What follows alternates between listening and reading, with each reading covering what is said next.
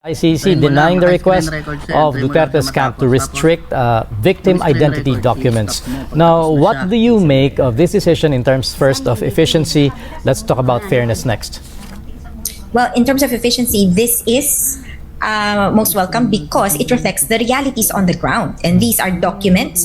The application of the victim's participation in reparations section is reasonable and actually refers to government-issued documents. Okay. And so this, in terms of efficiency, will clearly reflect the realities on the ground. The victims already have these documents. And what about fairness to both sides? Fairness, definitely, this is more reasonable than just restricting the identity documents to two. The national ID, which not everyone has, and passports, which certainly not everybody has.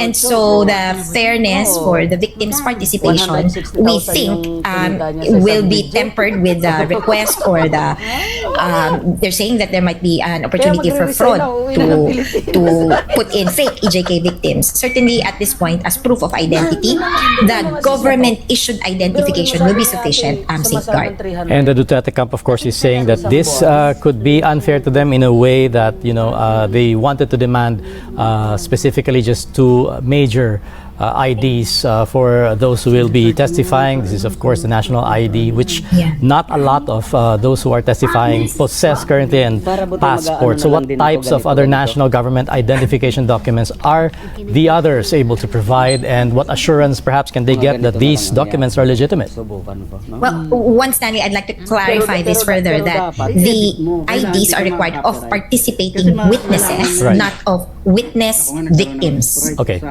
Participating victims. Listen, I'm being confused as well. Participating victims whose primary responsibility is to air views and concerns versus victim witnesses who will have to testify as to facts.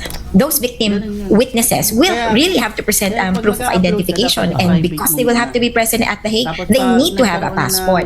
But for participating victims, whose role would be to provide views, concerns, interests of the victims, their proof of identity will run the full range of government-issued IDs. That would include your driver's license, if they have that. And this is more workable. SSS ID, GSS ID, UMID, local government ID for Quezon City residents. This is the Q Citizen ID. You can also present your barangay ID. You can also present your NBI clearance, which is acceptable in most government offices, as well as your voter's certification with dry seal, because I think right now they're not issuing voter's ID. So the whole gamut of government-issued identification, we think would be sufficient to prove your identity. Kumbaga, hindi naman peke ang mga taong ito. Okay, and are you open to the idea or the possibility that, the Duterte camp can scrutinize the other IDs that will be provided in lieu of the ones that they require? Because Attorney Nicholas Kaufman is arguing not providing the acceptable IDs, of course, and documents will only make the process more tedious. Do you recognize this possibility? Well, the Victims Participation and Reparation Section, BPRS, has already put in place a mechanism. So those who can present IDs as identified will fall into a category, letter A. Okay na sila. B would be those who cannot present IDs or those whose incidents do not fall within the context or the jurisdiction of the court. And then C would be those who cannot or who provide a different form of ID. So technically, A and B, because the VPRS has already clear standards. So even if the authority has been delegated to them, the standards are clear. Present this ID, show us this application form. If you cannot do so, you are rejected or approved.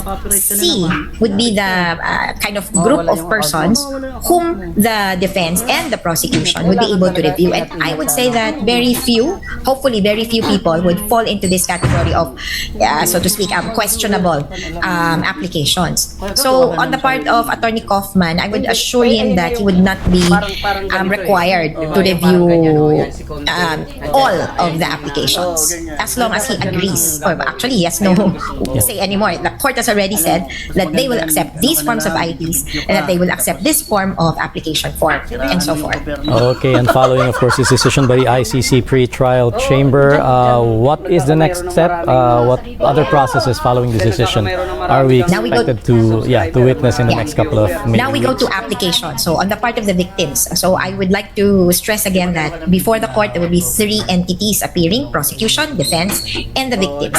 The victims, to be qualified as victims of the case, have to present these: proof of identity, proof of victimhood, which would be in the application form, proof of